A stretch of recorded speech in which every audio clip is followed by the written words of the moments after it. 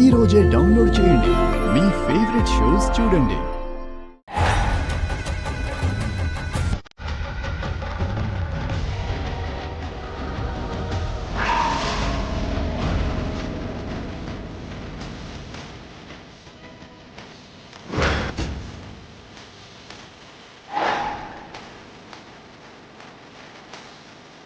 అమ్మా, ఉమ్, ఏంటి అక్కడే ఆగిపోయావు?